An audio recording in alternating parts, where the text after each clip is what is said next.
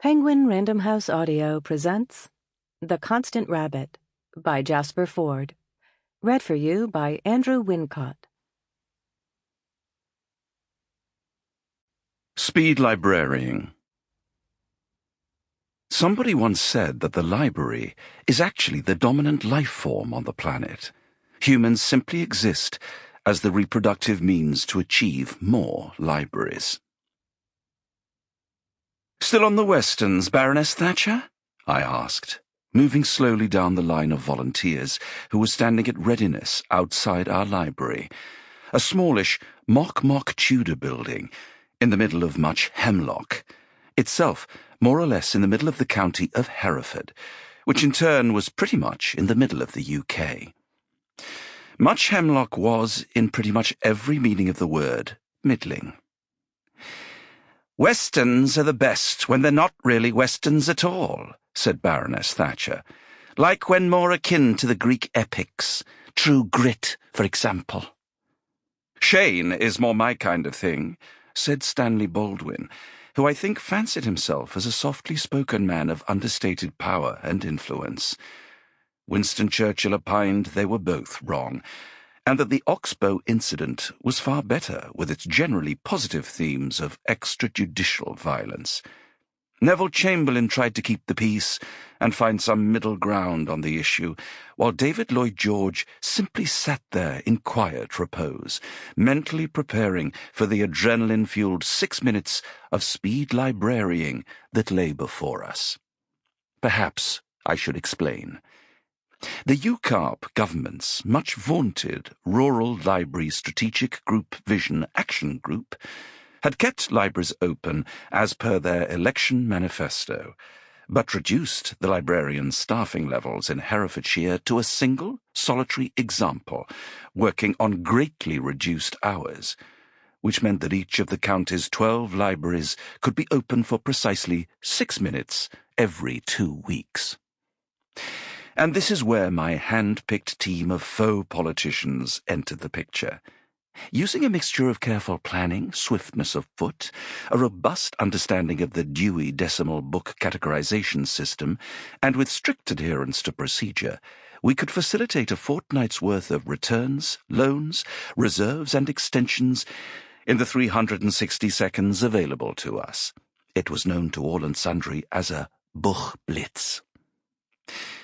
My name is Peter Knox, but for the next 6 minutes, I'll be your John Major.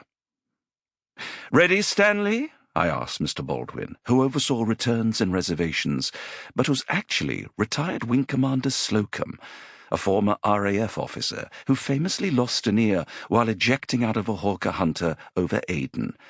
Remarkably, a solitary ear was retrieved from the wreckage of the aircraft and reattached. Even more remarkably, it wasn't his. "3 times ready, team leader?"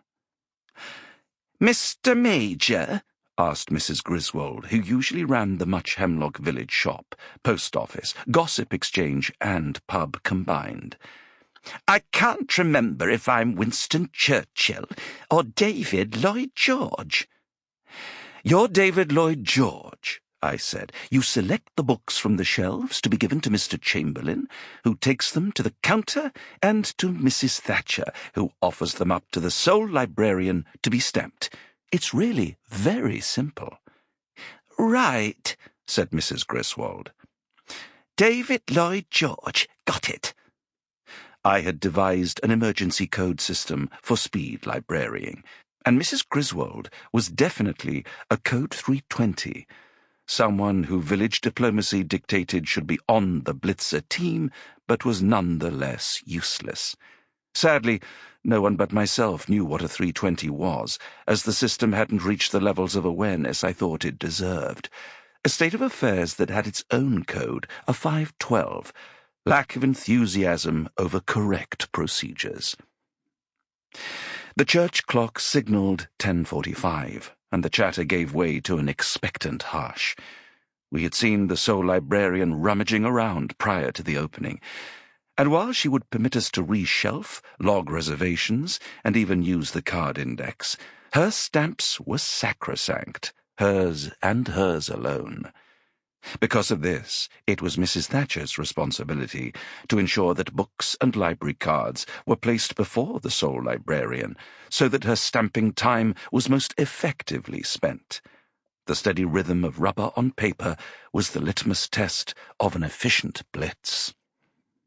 Speed librarying was also fast becoming a spectator sport. No TV rights offers yet, sadly, but there was usually a group of local onlookers at every blitz, eager to offer us moral support and ensure that tea and seed cake and a rub down with a towel would be forthcoming once the blitz was over. Not all onlookers were so helpful.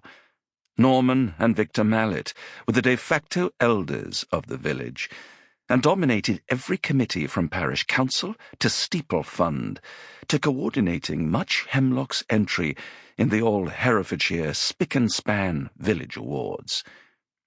They were not themselves huge fans of libraries, regarding them as just one more pointless drain on the nation's resources.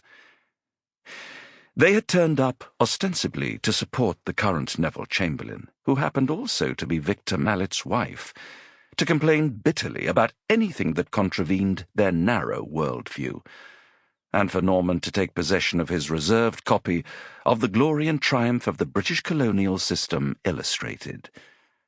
At 2 minutes to opening, Mr. Churchill, in charge of extensions, audiobooks, and swapping tired periodicals for slightly less tired periodicals, indicated she needed a toilet break and would be unlikely to return within 15 minutes.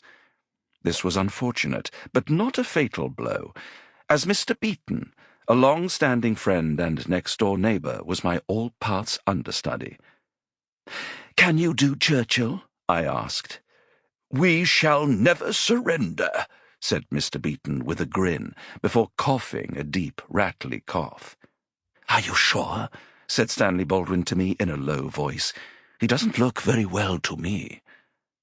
"Mr. Beeton is the picture of good health," I said in a hopeful manner, with little basis in reality. Mr. Beeton had so many ailments that he was less of an elderly resident and more of a walking medical conundrum, the only 2 ailments which he had not suffered in his long life being tennis elbow and death. So Mr. Beeton, now Winston Churchill, dutifully took his place behind a wheelbarrow containing 46 neatly stacked books, all carefully sorted by shelf order for ease of return. I nodded to David Lloyd George to acknowledge the last-minute change in the team, and she nodded in return as we saw the sole librarian approach the front door of the library and then check her watch to make sure she didn't open a second too early. This was, in fact, crucial. There were 2 Herefordshire Library opening times compliance officers in attendance, armed with clipboards and stopwatches.